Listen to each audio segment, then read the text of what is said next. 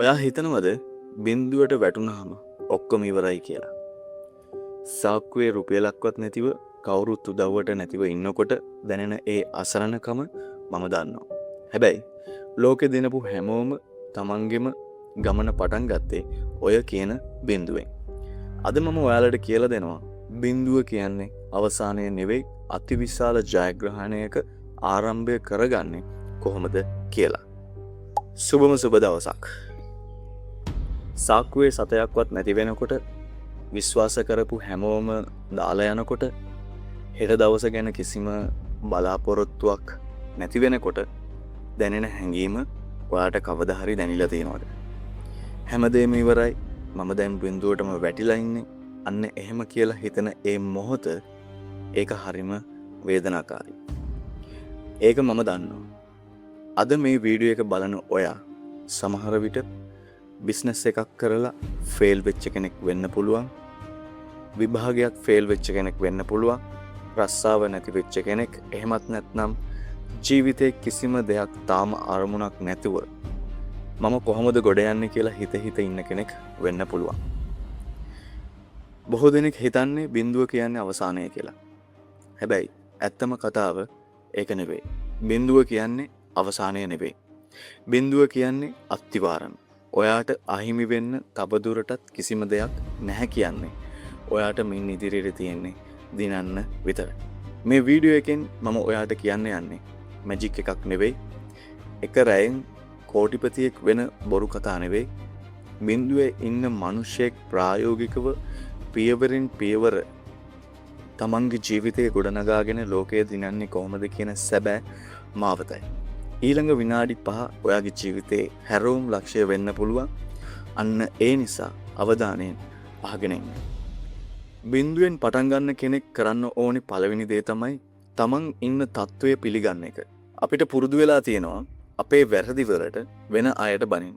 රටේ ආර්ථිකය හරි නැහැ, මගේ දෙමව්පියෝ මට සල්ලි දුන්නේ නැහැ, මට උදව් කරන්න කවුරුත් නැහැ. මේවා ඇත්ත වෙන්න පුළුවන්. හැබැයි මේ දේවල් වලට බැන හිටියානම් ඔයාගේ ජීවිතේ එක අඟලක්වත් ඉස්සරහට යන්නේ නැහැ.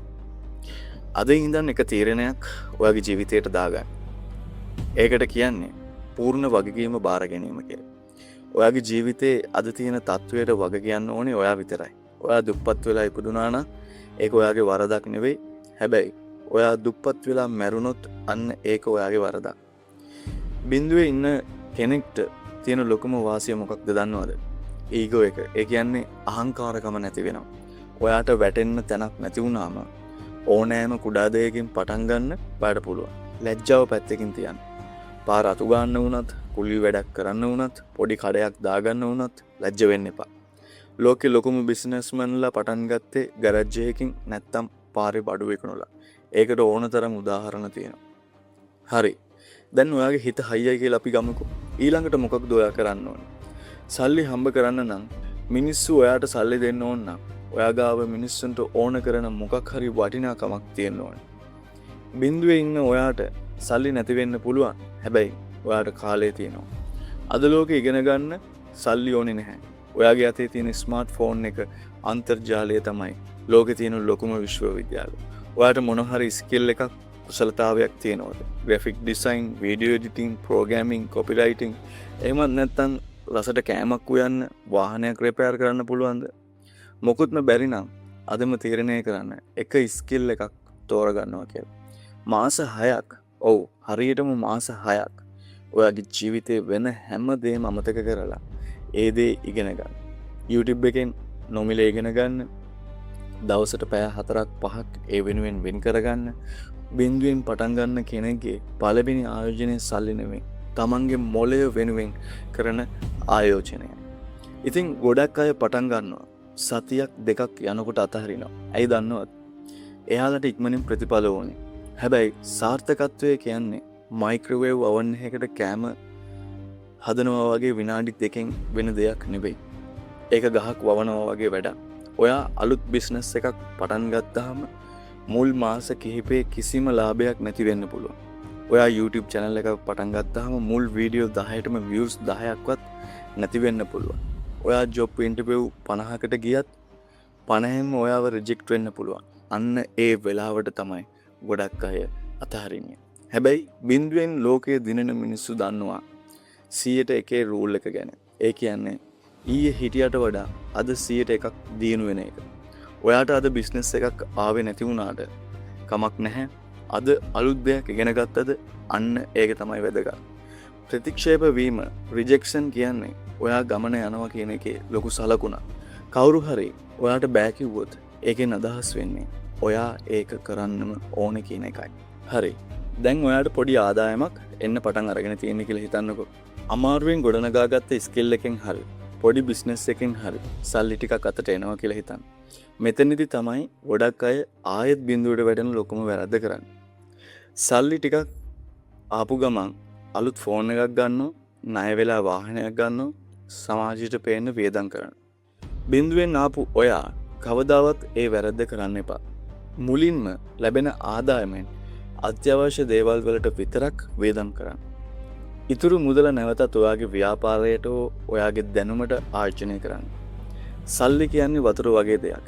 ඒක හරියට කල්පනාකරණය කරේ නැත්තම් ඇඟිලි අස්සෙන් ඒක ගිලිහිලා යනවා. තනියම කරපු ගමන, තනියම පටන් ගත්ත ගමන දැන් ඊළඟ මට්ටමට අරන් යන්න. ඔයා වගේම හිතන ඔයාට වඩා දක්ෂ මිනිස්සු ආශ්‍රය කරන්න පටන් ගන්න. නෙට්වර්ක් එකක් හදාගන්න. මොකද ඔයාගේ ආදායම තීරණය වෙන්නේ ඔයා වැඩියෙන්ම ආශ්‍රය කරන මිනිස්සු 5 දෙනාගේ ආදායමේ සාමාන්‍යයෙන් කියනවා. ඉතින් අවුරුදු 3ක් 5ක් සමහර විට අවුරුදු 10ක් යයි. ඔයා නොනවත්වාම මේ ගමන ගියොත් දවසක ඔයාට පුළුවන් වෙයි හැරිලා පිටිපස්ස බලන්න.